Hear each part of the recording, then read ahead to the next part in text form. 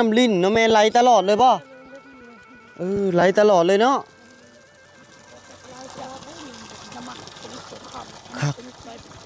คักอีหลีอันนี้ทางพี่น่าจะเป็นน้ำกินแม่นอีหลีนี่แห้งคักนี่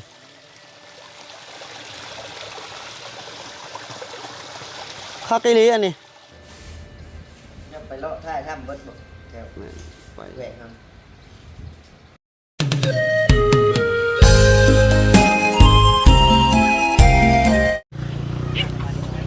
สบายดีพี่น้องเปิดจุกุทุกคนยินดีต้อนรับสู่ช่องปัจจัยเนาะมื้อนี้ก็มาเลาะเขตชนบทกับอันไอซีหอมคือเก่าอันนี้เป็น EP ที่เท่าไหร่ละจำบ่ได้อันนี้น่าจะเป็นคลิปที่3เนาะเดี๋ยวเฮาไปเบิ่งนำกันเลยว่ากิจกรรมทางเฮามาทางเขตต่อฮื้อมาทางจุดชุมละโกเดี๋ยวเฮาสิได้เข้าไปทางจุดชุมละโกเด้จังได๋นะถ้าเบิ่งรอติดตามนำกันตอนนี้เฮาก็สิเก็บบรรยากาศกิจกรรมตั้งแต่บ้านนี้เข้าไปเลยอันนี้ก็เป็นเฮือนหนึ่งที่อยู่จุดสูงมันห่างจากอันหน้าทางนี้ประมาณ15 เมตรเฮาเบิ่งคือต่ำๆเด้อันนี้ก็อยู่แคมทางอันนี้มันเป็นสายห้วยตัวนี้มันเป็นหล่อเลี้ยงชีวิตของคนทางเขตชนบทแถวๆนี้มื้อนึงกินหมดบ่นี่แงะเลยบ่จ่าหมู่ไงมาอันแงะแต่แงะเนาะสีหน้าจ่านี่เกลึงเลยเตื้อมจิตระดับ10คนบ่ได้กินว้า10 คนพุ่นน่ะเขาให้บ่นี่น่ะโดยใช่เขาให้เนาะเขาให้งามเนาะเป็นสีแดงๆแบบนี้เลยแนวพันธุ์คล้ายๆข้าวกำข้าวดำเขาเอิ้นว่าข้าวห้าวบ่ข้าวหยังเขาแม่นบ่แนวพันธุ์มันเป็นอันนี้มันป่นกันคันผู้ไทยเอิ้นข้าวหาวข้าวเหงาแม่นบ่โดยสแต็งบ่ขอหาเงินขอเงินล่ะจะน้อยจังเอาตามข้าวก่อน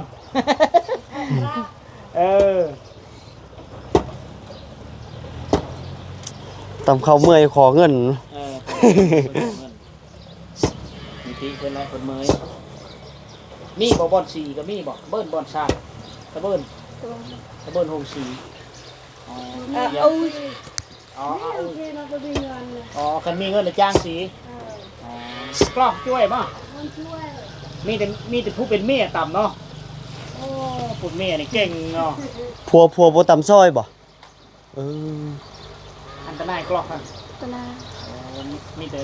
ไม่ยิ่งเนาะต่ำเนาะแม่นกิจกรรมของเพิ่นเป็นนั้นแต่ว่าเป็นผู้ชายสบายดังนึงเนาะสบายหลายแล้ว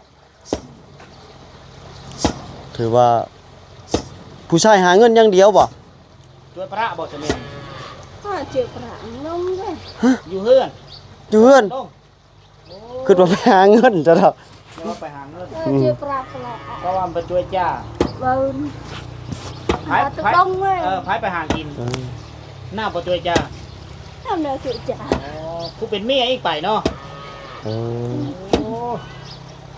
ตำข้าวกับเมียผู้เป็นหาอยู่หากินกับเมียแม่นบ่เอาลูกกับเมียหาฟืนกับเมียอีกบ่ช่วยอุ้ยกับเมียเนาะผู้เป็นเมียตักน้ำกับเมียบ่แต่งกินเด้ตาจ้าเด้ตาจ้าแล้วอันผู้เป็นเมียเฮ็ดกินก็ได้แต่งอยู่โคกินสรุปแล้วเวียกทุกอย่างเนาะเฮ็ดหยังกับกูนี่เนาะเด้ดงเด้เฮ็ดอยู่พุทธเด้กักเลยแล้วว่าแบบนี้เฮ็ดหยังกับกูนี่เฮ็ดหยังกับกูนี่ผัวน่ะอยู่ละล่านอนอยู่เฮือนแล้วว่าตลกนะยายอันนี้แล้วว่าเจ้าเป็นขี้ฮิตบ่ไปให้เจ้าคอยถามนึงเจ้าไปให้อยู่บ่ไปให้แหละน่าจะติมานำบางมื้อก็บ่ได้อาบน้ำแม่นบ่นอนเลยบ่อาบน้ำบ่มีอาบน้ำช่วยเนาะช่วยเรียบอาบเรียบจ้าเด้กระบาบใส่พลังงานแบบขั้นสูงเลยนะก็สิได้ตำเขาแล้วแต่ละเถื่อ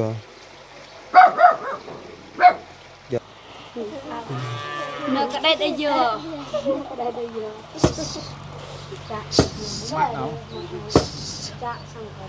ปาทุ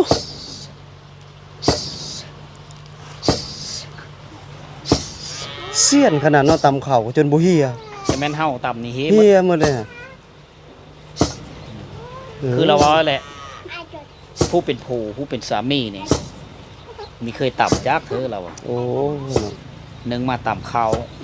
หาฟืนแต่งอยู่โคกิน ตัก เอาลู น้ำตักใน ตั เนาะ กน้ำอยู่น้ำผู้เป็นเมเบิดผู้เป็นภรรยาฉะนั้นไม่ยิ่งชนเผ่าบรูนี่ต้องได้เอาให้งานเต็มร้อยค่อนข้างเอาให้งานหลายเอา เนาะ เป็นวัฒนธรรมของเขาพี่น้อง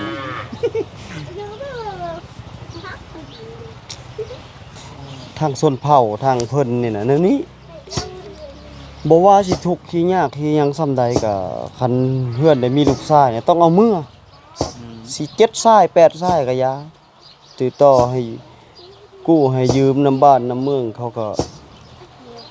กู้ได้ติดหนี้เป็นหนี้เป็นสินเพื่อจะเอาลูกไผ่เมื่อทางพี่ จำเป็นต้องได้แต่งมือ แม่น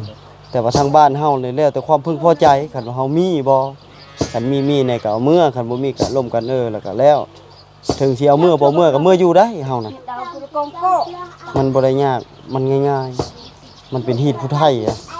กับฮีตแล้วลุ่มมันอยากคล้ายๆแต่ว่าไทยนี่ผู้ไทยมันก็จะฮีตคำว่าฮีตแล้วมันจะฮีตนิดนึงตอนเอา แม่น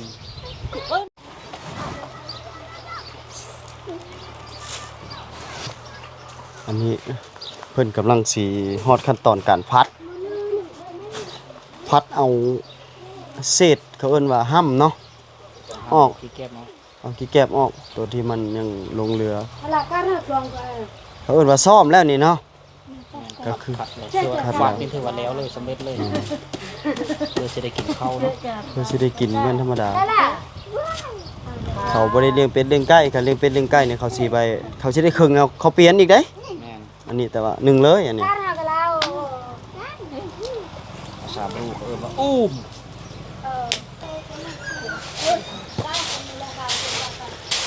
ที่แบบนี้แหละนะ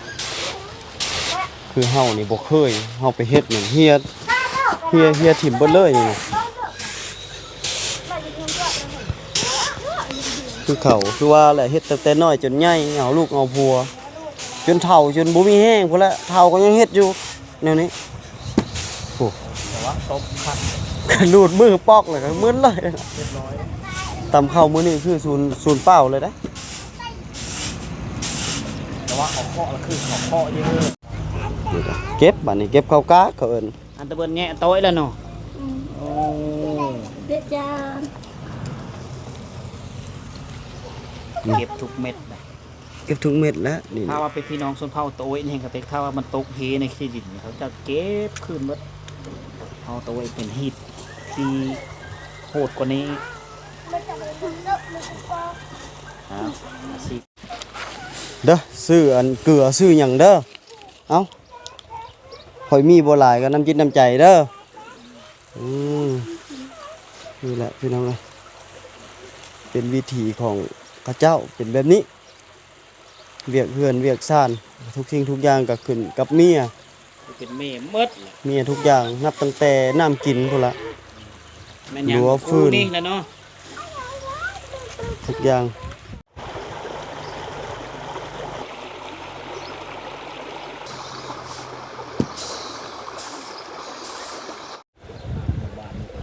อันนี้นะเขากำลังเอาแขมลงผัวน่าจะไปหาแขมเมียน่าจะย่อลงเอาไว้ขาย อันนี้นะมันเป็นต้นสะอมได้ภาษาลาวเอิ้นว่าผักคะหรือว่าผักเน่าคันภาษาลาวคันภาษาชนเผ่าเฮาบ่แน่ใจว่าคืออีหยังนี่ปลูกผักนะ ต้นมะเพ็ดบ่ได้รดน้ำเลยจนเหี่ยวอันนี้เป็นเหล้าข้าวได้อันนี้นะมันก็เก็บข้าวยามแล้วให้แล้วหน้าแล้วก็เอาข้าวขึ้นเหล้าขึ้นนี้ฮะ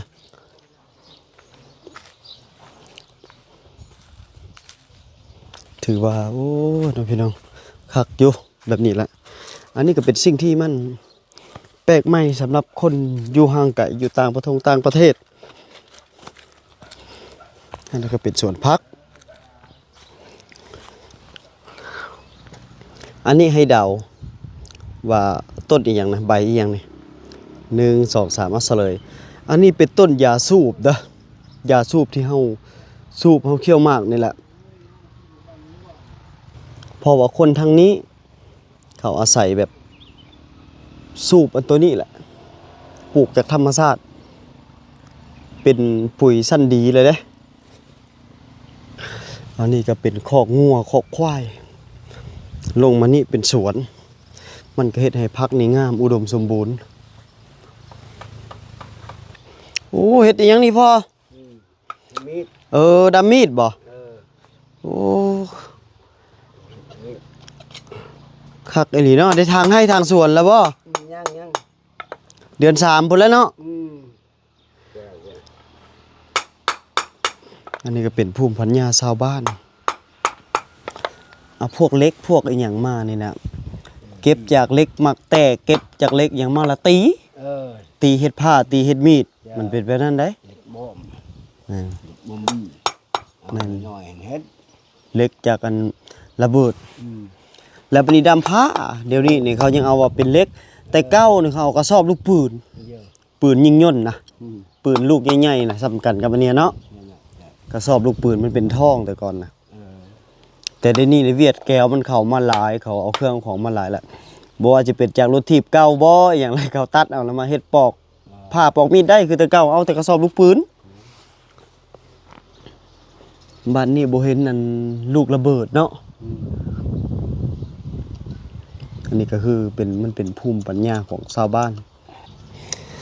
อันนี้เป็นบ้านเก่าบ้านเดิมแหละมันสิมีต้นไม้กินหมากอย่างเช่นต้นละมุดบ่ต้นลำไย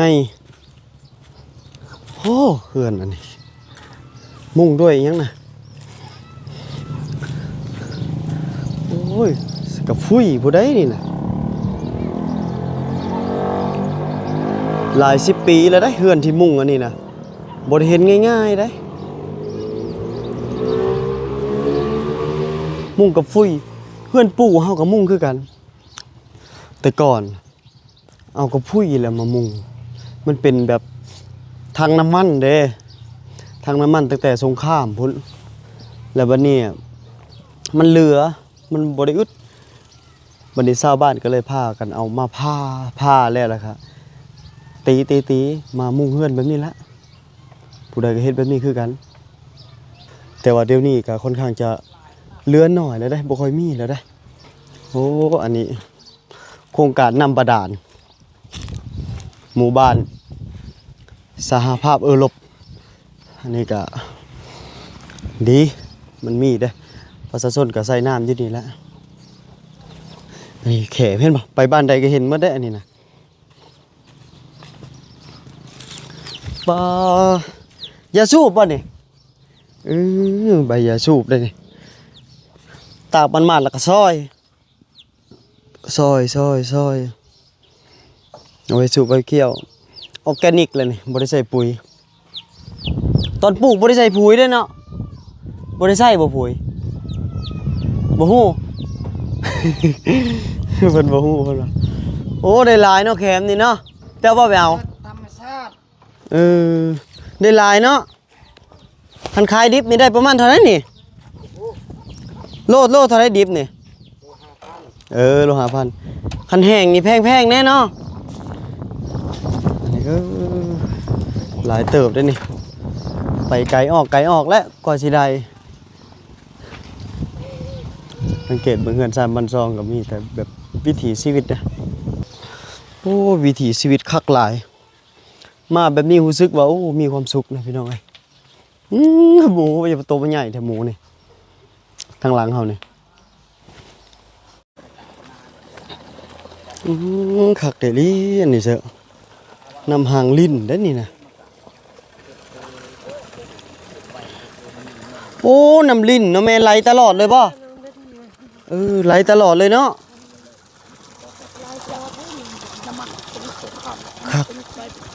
คักเอลีอันนี้ โต้งไว้นี่ละสะดวกสบายในการต้มไว้ชาวบ้านมาโต้งมาอาบ คักเอลีอันนี้น่ะเพิ่นอาศัยเพิ่นอาบได้นี่แต่ว่าตัวนี้เนี่ยน่าจะกินได้นี่ทางพี่น่าจะเป็นน้ำกินแม่นอีหลี เอ้ยนี่แห้งคักนี่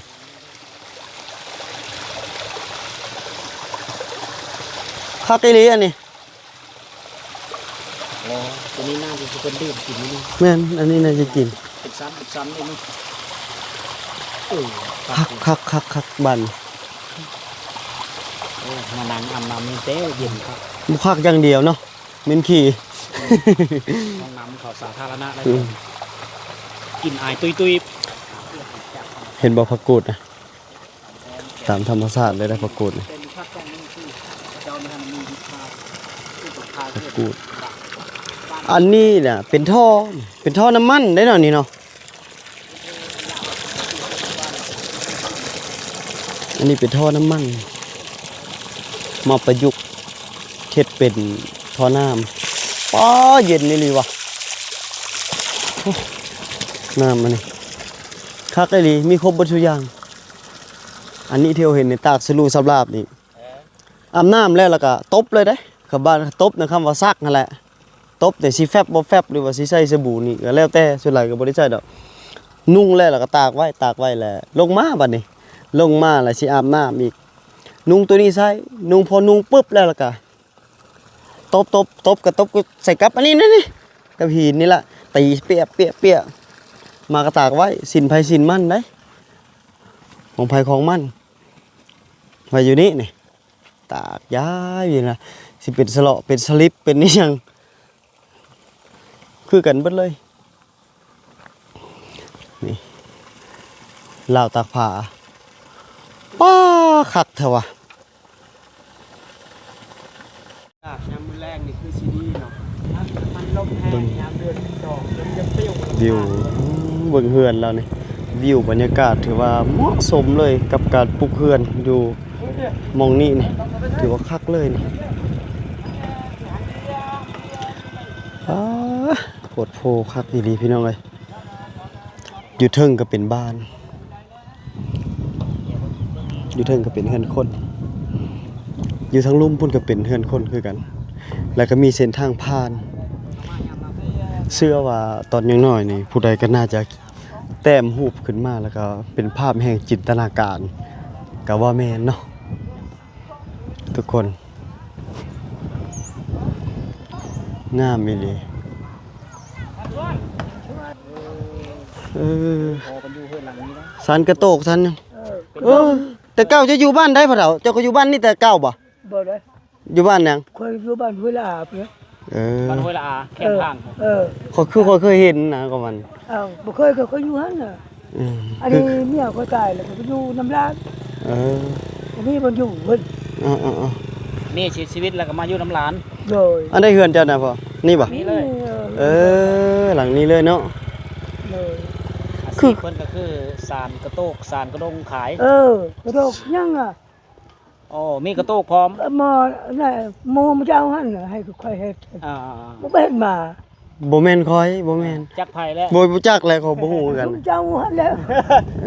ทีมงานน่ะยูทูบเบอร์คือกัน ยังแต่ว่ายังก็ต้องค่อย เขา เฮ็ด ท่านเอาเนาะ เขายังซื้อแล้วแต่ว่าบ้านขาย อ๋อฉะนั้นเรามา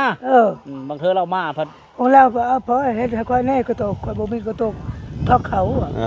ว่าเฮ็ดเลย ที่พอขายกระโตกพื้นเท่าใด คนนึงเคยมีแต่ชาว25,000 25,000 เลย กระโตกน้อยบ่ ตกน้อยแต่ว่ามันน้อยปานใดจำนี่ อ๋อ อืม ขาย25,000เนาะเพิ่นก็ขาย ทึกๆนึงได้ มักวิวธรรมชาติงามๆได้เดียวกับบ้าน ซ้ำบ้านเป็นแห่งจินตนาการเลย ตอนยังน้อย แต้มมันนี่แหละแต้มหูประมาณนี้แหละมีเฮือนคนมีสายน้ำมันต้องมีคันมีผู้ต้องมีสายน้ำด้วยนะมีเฮือนคนทงหน้าหรือบอกอ่ะอ๋อเฮือนอันนี้ก็คักอีหลีมุงหญ้า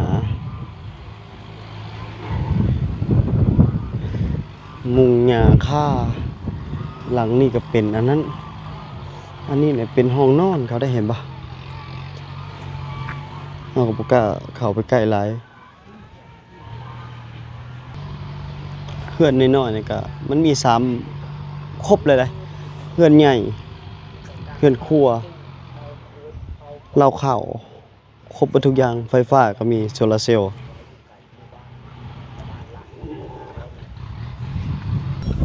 เฮือนหลังนี้ก็คักก็ได้เอากับฟุ้ยเฮ็ดเล็กทั้งเฮือนเลยโอ้ยยามฮ้อนนี่บ่จะคิดเลยสิอยู่ได้บ่เนาะมีลูกน้อยได้อเห็นขวดนมบ่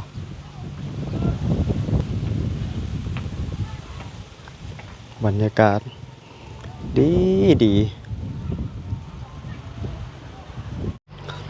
ว้าลุนะพี่น้องกระโพดว่าลุดอกหูกึ่งปึ้งมันดอกหมดเพื่อนนี่มีคนอยู่บ่เพื่อนหลังนี้มันคือผุคือพังพิลึกแท้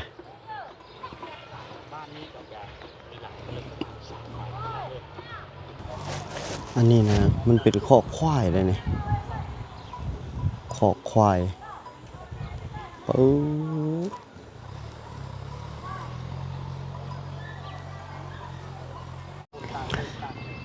เนาะพี่น้องเฮาก็สิมาสรุปเนาะคลิปนี้ก็ได้พาเบิ่งวิถีชีวิตตำข้าวบ่ตักน้ำวิวบรรยากาศแบบกิจกรรมในหมู่บ้านนี่ถือว่าโอ้คักหลายพี่น้องเอ้ย